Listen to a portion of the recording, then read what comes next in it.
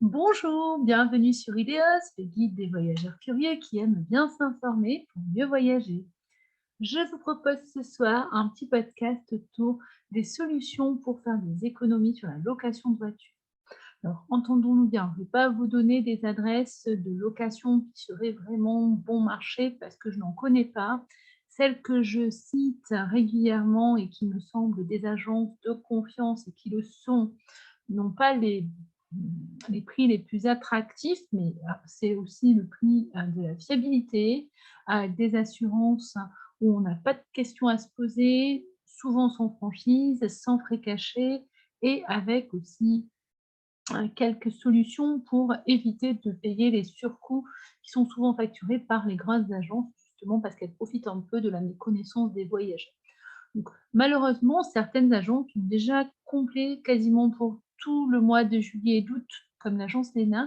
Donc, vous pouvez toujours essayer de les contacter pour voir s'il reste quelque chose, mais vous allez vous rendre compte que les locations de voitures sont extrêmement prises en Croatie, surtout pour l'été, parce que la voiture reste le meilleur moyen de se déplacer avec la plus grande liberté possible, une souplesse pour profiter de ces journées pleinement jusqu'au soir et aussi une facilité pour aller dans des lieux qui sont un peu hors des sentiers battus et apporter un supplément d'expérience que vous n'aurez pas si vous êtes cantonné à prendre le bus. Néanmoins, l'idée, c'est de vous aider à identifier les solutions pour justement faire des économies et ne pas nécessairement louer depuis le moment où vous débarquez à l'aéroport, ce qui est quand même souvent le réflexe, jusqu'au moment où vous repartez. Alors, quelles sont les petites combines? C'est pas des combines en fait, c'est des petites astuces plutôt, pour faire des économies. Alors, il faut savoir déjà que si vous devez prendre la voiture en dehors des heures d'ouverture, en général, à partir de 20 h, les bureaux sont fermés même en été et on considère que le temps qui est ouvert entre 20 h et 22 h, voire 23 h, est un temps supplémentaire.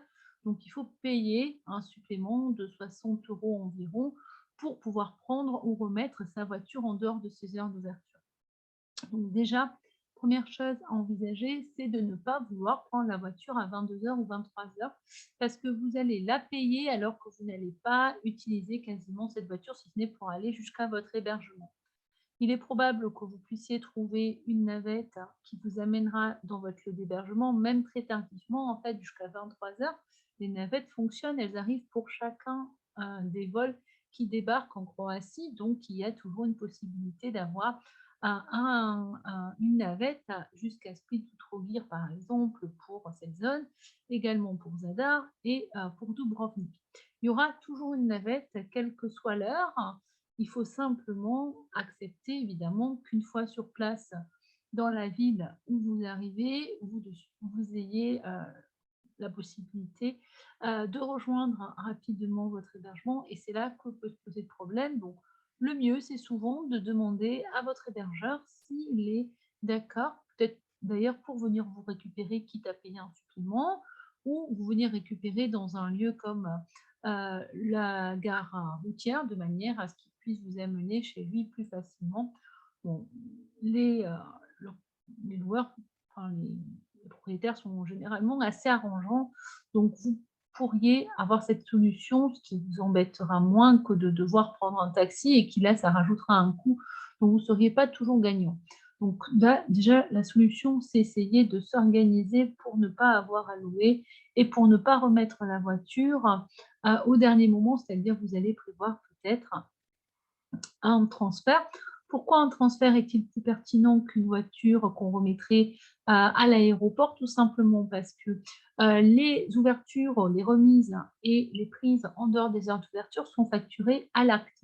C'est-à-dire que si vous devez prendre la voiture à 23 h par exemple et la remettre à 6 h du matin, vous allez être facturé 2 fois. Les agences ne sont pas du tout souples à ce niveau-là parce que c'est leur gagne-pain, donc elles ne vont pas gêner pour facturer 120 €. Comprenez bien qu'avec 120 €, vous pourrez sans problème trouver un transfert privé qui vous amènera jusqu'à l'aéroport pour être justement dans les heures qui permettront de prendre votre vol, même s'il est très tôt le matin, on trouve toujours un Uber ou tout ce qui est Bolt, enfin tout ce qui est de ce système-là, et qui vous permettra d'accéder donc à l'aéroport sans problème en ayant rendu votre voiture. Alors, une autre astuce qu'il faut connaître, c'est que normalement, les agences fonctionnent par tranche de 24 heures pour proposer le prix de la location. Donc, en général, quand on dépasse de quelques heures ces 24 heures, on se voit facturer à l'heure avec des coûts de l'heure qui sont quand même assez élevés. Et quand on arrive à rendre la voiture avant que les 24 heures soient dépassées et qu'une nouvelle journée soit enclenchée et comptant pour 24 heures à nouveau, vous avez peut-être la possibilité de remettre votre voiture suffisamment tôt pour justement payer une journée de moins complète. Alors, en fait, ça se passe comme ça. Certaines agences ont des heures de prise et de remise. Alors, certaines débutent à 10 heures, d'autres à 14 heures. Il faut en fait s'informer auprès de l'agence et lui demander, dans le cas où vous voudriez négocier justement le montant de votre location, que vous trouviez que c'est un peu cher et que vous avez envie de faire une petite économie, à partir de, enfin, jusqu'à quelle heure vous pouvez remettre la voiture pour payer un jour de moins. À ce moment-là, normalement, une agence professionnelle vous donnera l'information parce que elle va peut-être perdre une journée de location, mais quelque part, elle a tout intérêt à vous montrer qu'elle est de confiance. C'est aussi pour ça que les agences que je recommande ont cette franchise de donner le tuyau aux voyageurs quand ils veulent faire une petite économie. Ils vont indiquer jusqu'à quelle heure on peut garder la voiture et ne pas avoir à payer une journée supplémentaire. Ça, après tout, c'est aussi ça la fiabilité, c'est savoir qu'on n'est pas là que pour gagner de l'argent et facturer tous les services possibles aux voyageurs, mais également pour leur permettre d'avoir une location qui se passe bien et qui correspond à leur budget. C'est quand même aussi se mettre à la place des voyageurs qui ne peuvent pas toujours avoir le budget disponible aussi facilement qu'ils le voudraient, surtout avec la hausse actuelle des locations de voitures. Alors, ça signifie que si vous avez envie de faire une toute petite économie, de gagner peut-être une journée de location, au lieu de garder votre voiture jusqu'à assez tard le soir et de la remettre, puis d'aller à votre hébergement et d'attendre le lendemain votre transporteur privé qui vous amènera jusqu'à l'aéroport, vous pouvez remettre la voiture avant l'heure limite qui enclencherait une nouvelle journée. Donc, on gagne un jour. Et à ce moment-là, comme vous êtes probablement à proximité ou dans une ville, c'est en général ce qui se passe quand on va prendre l'avion, on est au plus près finalement de l'aéroport et en général, il y a les villes principales dans cette zone. Vous allez pouvoir sans problème visiter la ville et vous n'aurez pas besoin de la voiture et vous aurez simplement à trouver votre transporteur pour le lendemain. Donc ça, c'est toujours bien pour faire une petite économie. Ça reste une journée de location, mais c'est pas rien. Ensuite, c'est un peu le même procédé. Comme vous n'aurez pas nécessairement pris la voiture dès l'arrivée à l'aéroport, vous pouvez très bien choisir de venir en navette, comme je vous l'ai dit, hein. En général, c'est entre 5 et 7 €, ça dépend les navettes et ça dépend les villes, 5 et 7 € par personne environ. Alors, sûr que c'est pas pratique parce que qui dit navette dit qu'on n'est pas avec un transfert privé, sinon c'est pas le même coût. En revanche, ça vous permet d'aller jusqu'à la gare routière de la ville où vous allez débarquer, que ce soit Dubrovnik, Split, Trogir ou Zadar. Pula, évidemment, hein, je la cite moins parce que souvent vous allez en Dalmatie, mais c'est la même chose pour tous les aéroports. Ça signifie donc que si vous comptez organiser votre séjour, vous pourriez ne pas avoir besoin de votre voiture avant le deuxième jour, c'est-à-dire celui de votre arrivée qui ne compte pas forcément parce que selon l'heure à laquelle vous arrivez, ce serait dommage de payer une journée complète pour n'avoir que quelques heures. Ensuite, vous allez vous poser chez un hébergeur pour profiter donc de la ville où vous posez vos bagages dès votre arrivée et à ce moment-là, il est possible que dès le lendemain, vous continuiez à la visiter et pourquoi pas même visiter une ville toute proche, hein. Par exemple, si vous êtes à Split, vous pouvez aller à Trogir. Si vous êtes à Trogir, maintenant vous pouvez aller à Split. Pas nécessaire d'avoir une voiture puisqu'il y a beaucoup de bus dans les villes aussi proches. Pareil pour aller à Omish, ce qui signifie que vous pourriez vous passer de voiture pendant 2 3 jours, en choisissant justement une destination qui est entourée d'autres destinations attractives, touristiques et bien desservies en bus.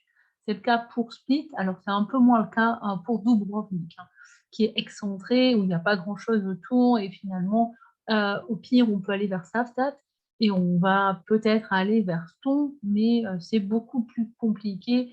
Donc, les optimisations vont se faire au niveau de Dubrovnik en choisissant des visites sur les îles comme l'île de Lokrum, les îles Elafit, et pas forcément sur des zones du littoral.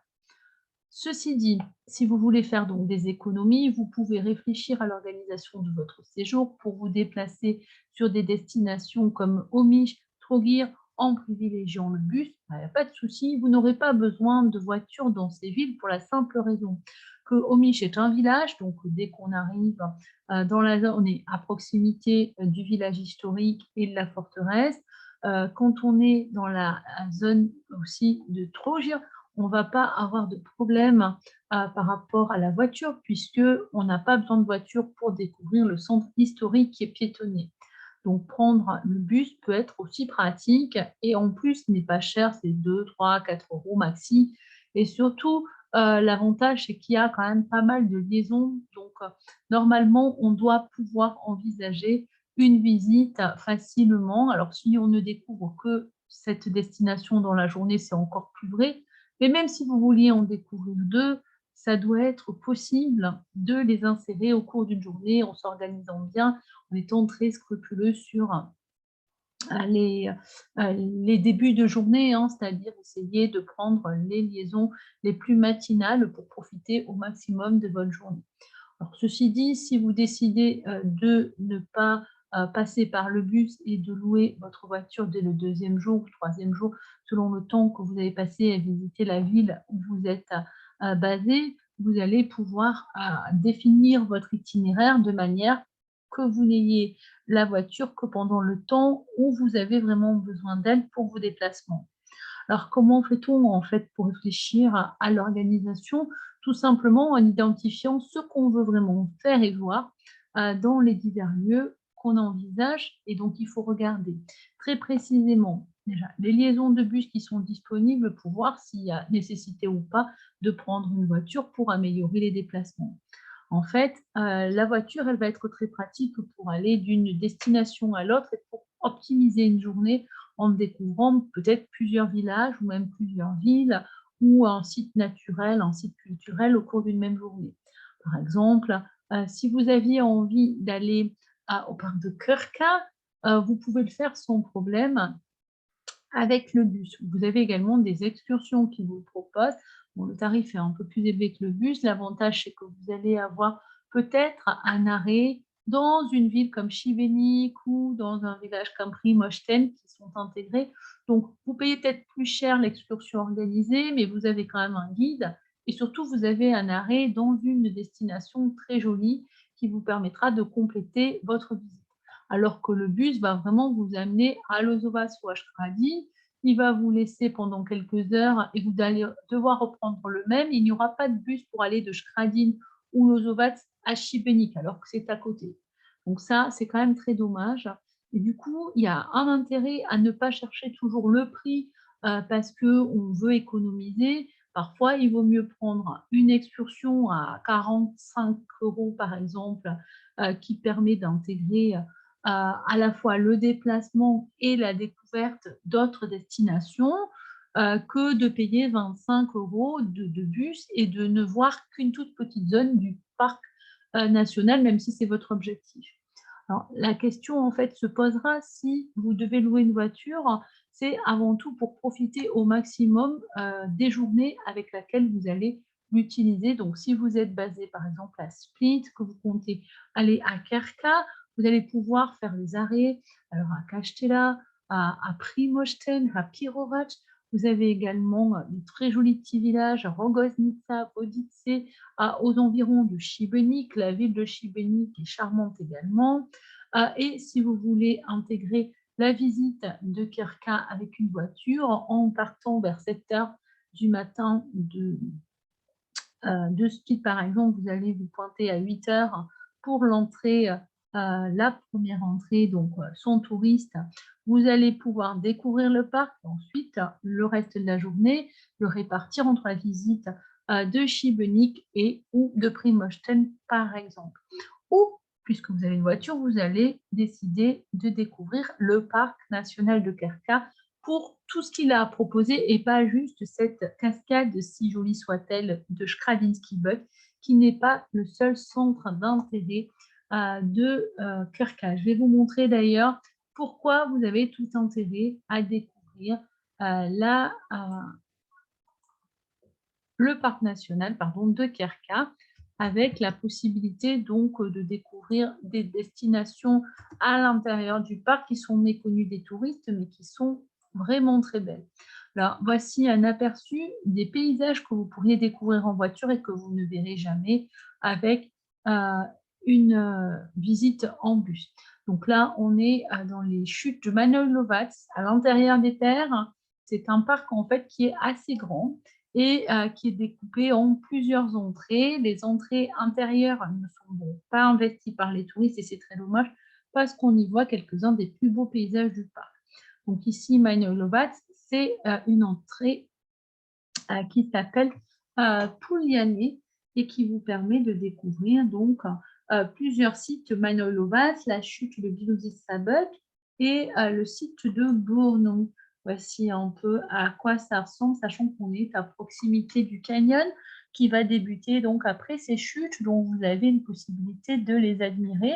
Vous avez donc ces paysages-là qui vous attendent, sont quand même très impressionnants et pas forcément connus des touristes, donc vous avez tout intérêt à découvrir. Et là, ici, un aperçu de Bilošić-Sabuk. On peut éventuellement s'y baigner, même si aujourd'hui la baignade est interdite, mais au moins se tremper un peu si vous avez très chaud. Vous aurez la possibilité de le faire parce qu'il n'y a personne. Elle est très peu indiquée, donc il faut la dénicher. Ça signifie qu'on profite vraiment de zones à l'écart complètement des autres touristes et on ne peut le faire que quand on a un moyen de déplacement autonome et le scooter ne suffirait pas compte tenu de l'état des routes.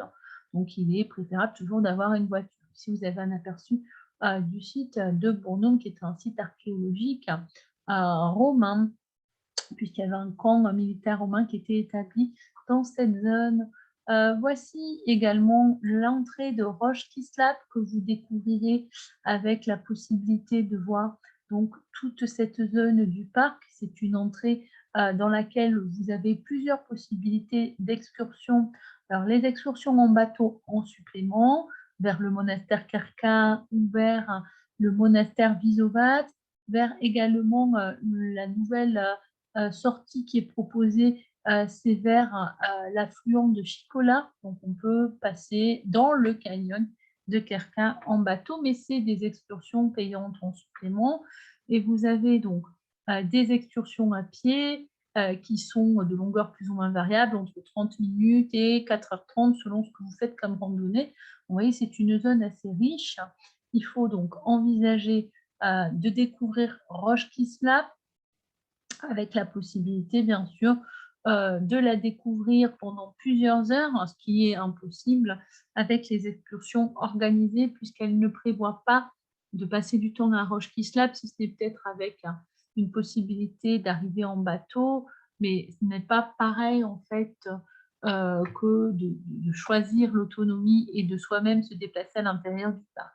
Donc, voilà ce que vous pouvez y découvrir, sachant que les chutes sont peut-être plus modestes, mais si vous acceptez de faire des efforts, vous allez pouvoir grimper 516 marches et admirer le paysage avec la possibilité donc de voir certaines zones de la rivière. Alors ici, le belvédère de Rogovo, qu'on atteint après une randonnée d'environ 1h30 depuis Roche Kislap. Donc voilà les paysages que vous pouvez admirer. Ici, l'îlot de Visovac. Et en fait, vous avez, au terme de vos 516 marches, la possibilité de découvrir les paysages de la zone de la rivière de Roche-Kislap. Donc voilà ce que vous pouvez découvrir avec les paysages karstiques et montagneux, la végétation qui évolue en fonction des saisons et donc un aperçu de la rivière très différent, mais il faut accepter de monter les 516 marches. Donc, je ne vais pas rester plus longtemps sur le sujet de Kirka, puisque l'objectif, c'est de faire des économies sur la location de voiture, mais vous comprendrez bien que si vous devez louer la voiture, c'est avant tout pour vous ouvrir des champs d'exploration comme la visite du parc de Kirka, qui peut nécessiter donc l'investissement dans une location pour une journée avec soit une découverte approfondie de ce parc ou, comme je vous l'ai dit, avec les destinations que vous avez sur le chemin et que vous pourriez découvrir sans problème au cours d'une journée, surtout si vous vous levez tôt et que vous acceptez de rentrer assez tard. En été, le jour tombe quand même plus tard, donc ça permet d'explorer plus longtemps les destinations que vous avez admirées. Alors, l'autre objectif, c'est de pouvoir sortir vraiment des sentiers battus. Là, je vous ai donné un exemple avec Arca, mais par exemple, si vous allez à Plivice aussi, vous auriez la possibilité de découvrir le canyon de Krupa, que je vous montre ici. En fait, c'est une des rivières de Dalmatie du Nord qui se trouve à la confluence avec la région de Lika où se trouve le parc de Plivice. C'est à environ 1 heure de Zadar et vous ne pourriez pas aller dans ce lieu avec un bus ni quoi que ce soit en fait d'autre que soit une excursion organisée pour découvrir et randonner dans le canyon de Krupa, hein, ça c'est évidemment la solution la plus simple, ou si vous voulez y aller en itinérant et pas passer par une randonnée payante, vous aurez à louer une voiture pour vous y rendre. Vous pouvez également l'intégrer dans votre visite au retour de Plivice si vous êtes très très sportif, hein. Il y en a qui arrivent à intégrer les deux. Alors, ce n'est pas une randonnée au sens strict si vous faites simplement les vues panoramiques sur le canyon, hein, comme celle-ci. Si, bien sûr, vous avez envie de faire de la randonnée, ça va être très sportif dans la journée. Il vaut mieux prévoir 2 jours, hein, mais ça vous permettra de découvrir des destinations comme celle-ci, de vous baigner dans les chutes de la rivière Krupa ou dans la rivière Zermania, qui est une rivière voisine dans laquelle on peut trouver des chutes très sympas au niveau de Berberovbuk. Donc, si vous êtes amateur de rivières, de baignade revigorantes, vous avez cette possibilité. Et en plus, c'est très rafraîchissant, alors qu'en été, il fait extrêmement chaud, surtout sur la plage. On trouve un intérêt certain à aller dans les zones un peu comme celle-ci pour trouver de la verdure, des paysages peu pas connus et la possibilité de profiter de la nature, puisque vous êtes nombreux à chercher des beaux paysages. Ça peut faire partie de vos balades, avec ici le pont Kulinmost que vous pouvez atteindre après cette descente sur les rochers un peu accidentés, mais qui n'est pas problématique du moment qu'on est précautionneux, hein. Prévoyez des bâtons de randonnée, c'est encore mieux, et des bonnes chaussures, mais globalement, on doit pouvoir découvrir donc cette zone-là, et pour l'apprécier le mieux possible, l'intérêt serait de louer une voiture parce que ça sera forcément plus économique que de payer, peut-être surtout si vous êtes 3 ou 4 personnes, la randonnée avec transfert. Après, si vous avez envie de découvrir en randonnée avec un connaisseur, il n'y en a pas meilleur que Jean-Claude, que je vous recommande parce que lui, il connaît la zone de Krupa comme sa poche.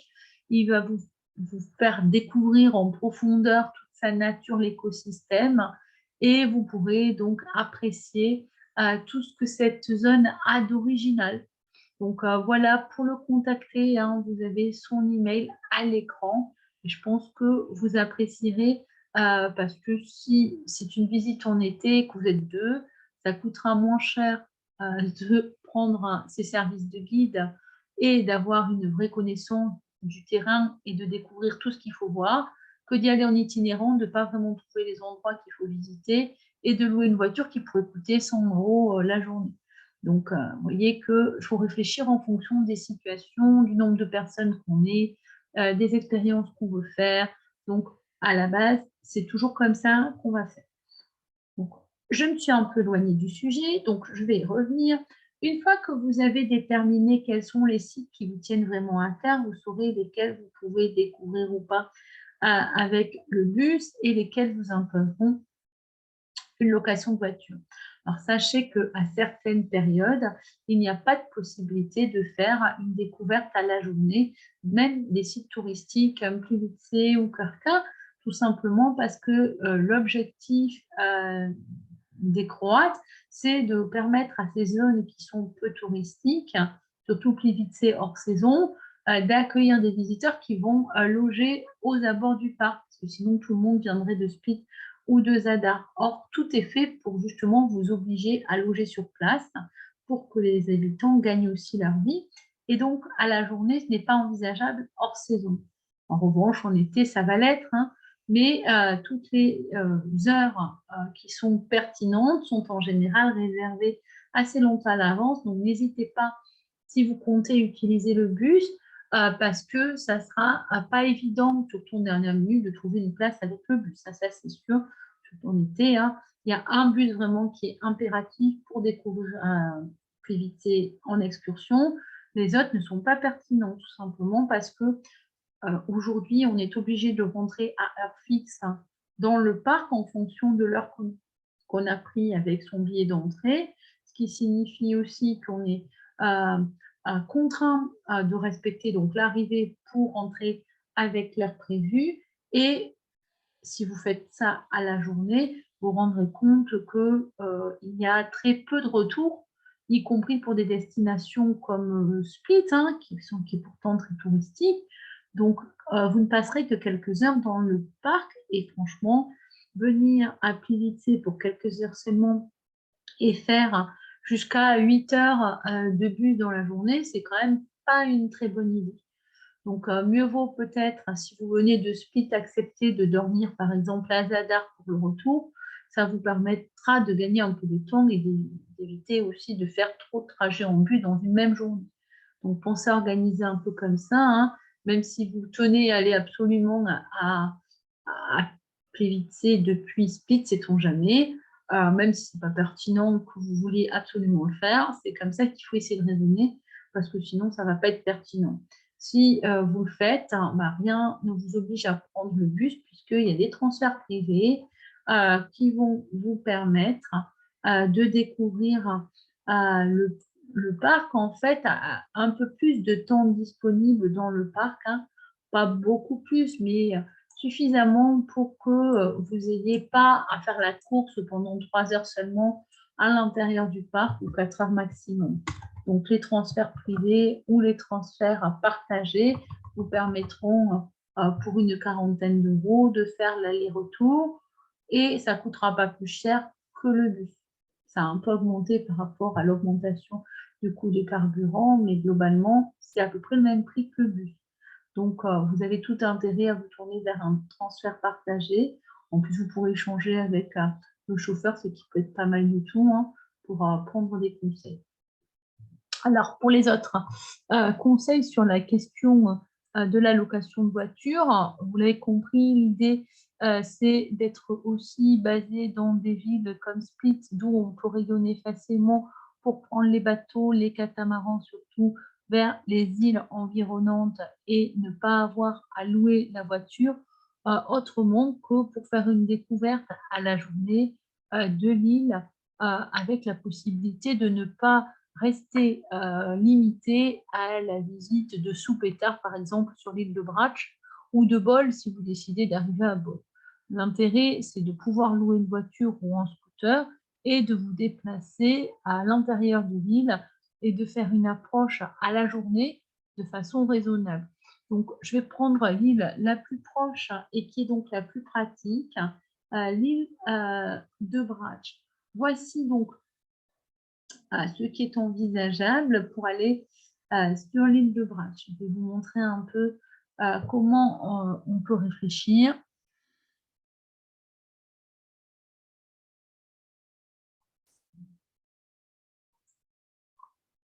Alors, désolé, il y a un petit délai pour l'affichage du partage. Hein. Donc, l'île de Bratch. Ici, vous avez l'île de Bratch avec une destination qui est bonne. Donc, vous êtes sur la compagnie Krilo qui vous permet d'aller sur l'île de Bratch en allant directement à Bol. Voici donc les horaires, départ à 7h30 du Split, arrivée à 8h20. Bon, vous avez compris, le problème, c'est que si vous êtes à Bol, vous n'allez voir que Bol à ce moment-là. Alors, vous avez des randonnées sur Vidovagora vers Dolina Blatcha qui vous permettront d'exploiter bien la journée, mais certaines fois, on a aussi envie de découvrir autre chose que la seule destination où on a débarqué. Donc, si vous avez l'intention d'aller sur l'île de Bratch, vous allez peut-être arriver à Supétar et à ce moment-là, vous allez prendre la compagnie Jadrolinija, qui est la compagnie nationale croate. Ici, donc, vous avez les liaisons disponibles. Pour aller sur l'île de Brač, vous avez Split-Supétar. Alors, voilà un peu Split-Supétar, à quoi ça ressemble. Au niveau des liaisons, vous avez des départs depuis Split. On va prendre la haute saison, à partir de 5h15, 6h15. Donc, vous voyez, c'est très bien. Vous allez pouvoir arriver très tôt sur l'île et profiter de la journée jusqu'à très tard le soir, puisque dernier départ, 23h. Alors, ça, c'est un peu tardif, mais ça reste quand même intéressant pour ceux qui ont envie de profiter au maximum, qui n'ont pas de problème avec les arrivées nocturnes. Donc, on peut profiter de l'île de Bratch dans la journée et à ce moment-là, louer un scooter ou une voiture pour découvrir l'île de Bratch. Alors, on commence simplement par la visite de la capitale puisque vous allez y débarquer. Donc, voici à quoi ressemble Supétar, qui est vraiment la petite ville typique de Dalmatie, clocher vénitien, tous les palmiers, les cafés, les restaurants en bord de port. Donc, c'est très agréable avec des plages, évidemment, à côté de ici, c'est Zlatnirat qui est à Bol. Mais ici, vous voyez, vous avez les promenades en bord de mer qui sont agréables. Et à proximité, vous trouverez des plages comme la plage de Bagne. Donc, il n'y a pas de souci pour rester simplement à Supétar.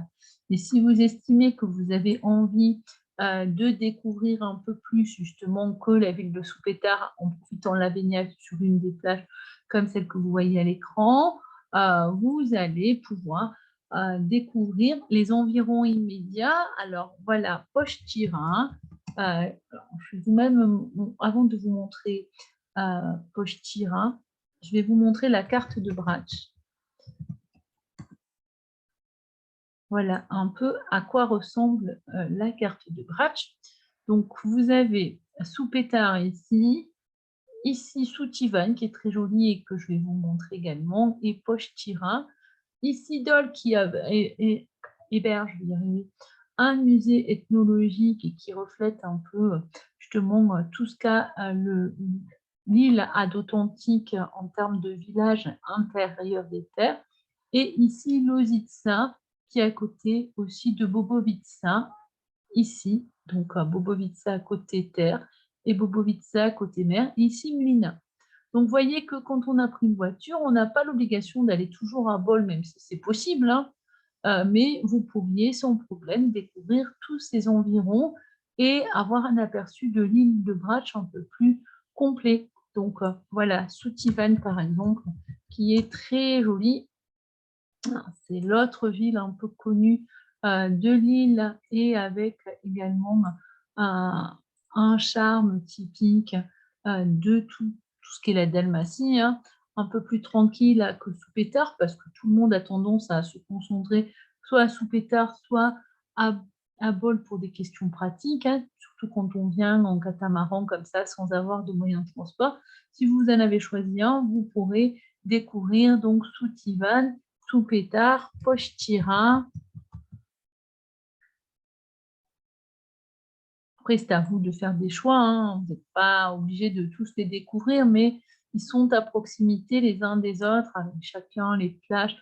Pochtira, il y a une plage de sable, donc on peut découvrir Pochtira et se baigner sur cette plage en question.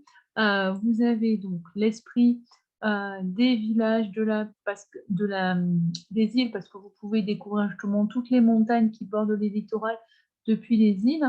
C'est quand même le charme de cette zone qui est assez proche du continent pour encore voir le littoral. Et ensuite, donc, Lozitsa, dont je vous ai parlé. Alors ça s'écrit pas comme ça.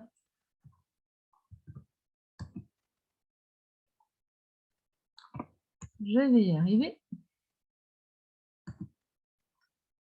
Voici Lozitsa, qui est un village typique de l'intérieur des terres avec une partie des maisons abandonnées à cause de l'exode rural. Mais si vous avez envie de découvrir un peu la ruralité également de l'île, vous n'aurez aucun problème à le faire avec des sentiers de randonnée tout autour de Lozitsa. Donc ça, c'est la possibilité de conjuguer une journée avec côté mer, côté petite ville, village, et baignade et faire un tour du côté de Lozitsa.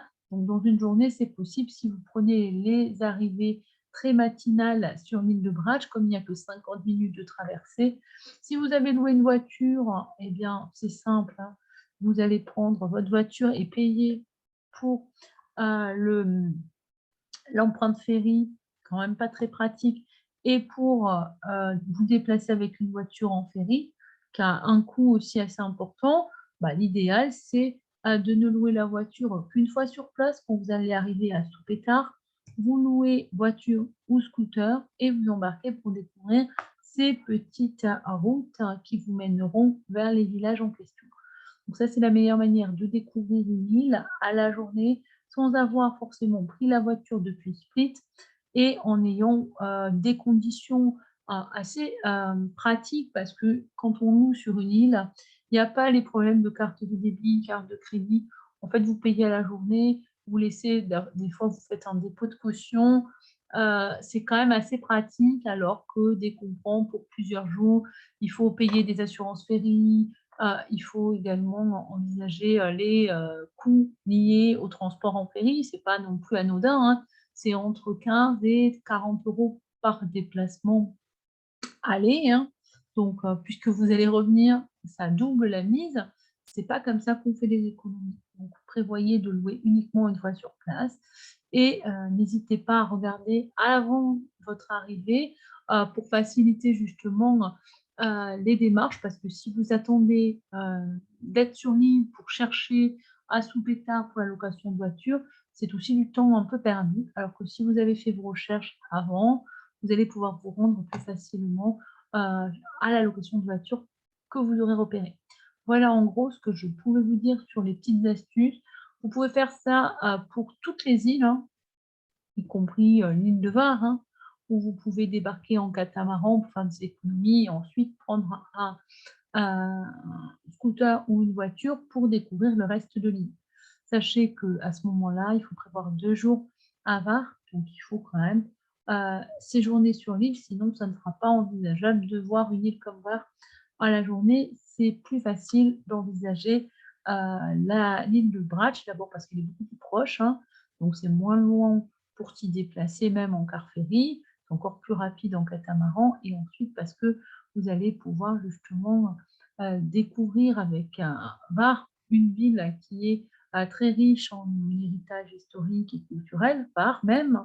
Ensuite, justement, vous baignez peut-être à Dubovitsa, qui est une crique assez connue et appréciée des touristes, la plage de sable de Zvetan et Delia peut-être, et aussi l'intérieur des terres avec ces villages abandonnés et ces champs de lavande qui sont en fleurs à partir de juin jusqu'au mois de juillet.